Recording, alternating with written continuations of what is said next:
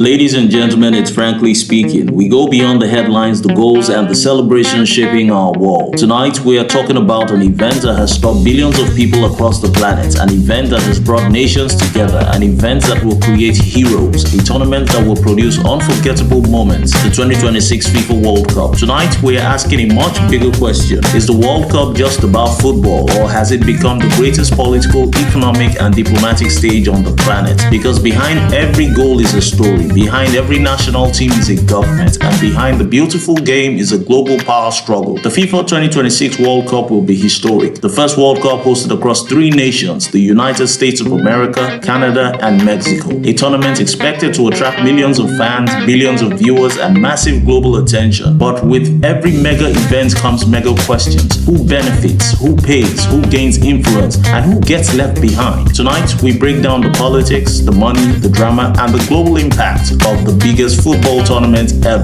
It's Frankly Speaking, where truth gets a voice and opinions breathe. I'm Odiawa AI.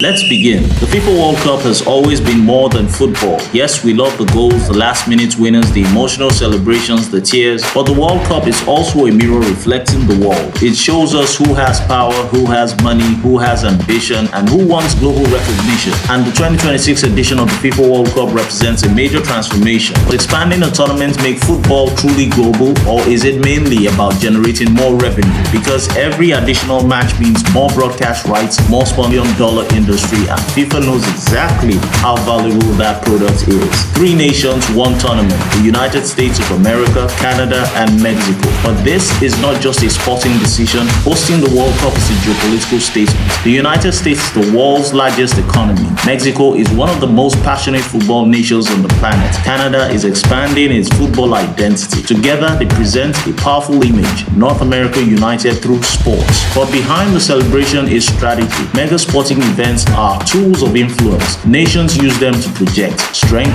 modernity, stability, and global relevance. The Olympics has done it, the World Cup has done it. Nations compete not only on the pitch but on the global stage. Now on to the billion-dollar football machine. The 2026 FIFA World Cup is not just a tournament, it's a global economic machine. Billions of dollars move through broadcasting, advertising, tourism, transportation, hotels, security, construction, merchandise. Every city involved hopes for economic benefits. Restaurants are expecting more customers. Hotels expect full occupancy. Businesses expect more spending. But there is another side. Mega events also create huge costs. Stadium maintenance, infrastructure spending, security operations, public funding debates. And this creates the big question. Who really wins financially? The fans, the companies, the host cities, or the organizations controlling the tournament? That debate will continue long after the final whistle. Football is emotional, and the 2026 FIFA World Cup matches will unite millions of people who disagree on everything else. Political differences disappear for 90 minutes. A nation becomes one team.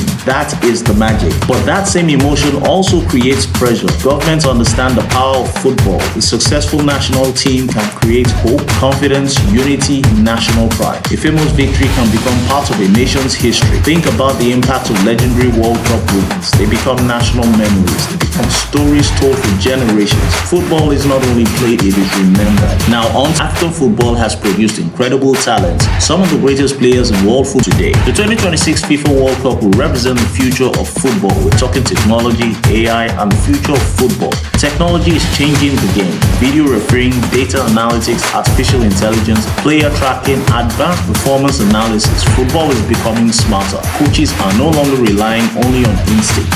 They use numbers, they use data, they use technology. But there is a debate. Can technology improve football, or is football losing some of its human emotion? Because football has always been unpredictable.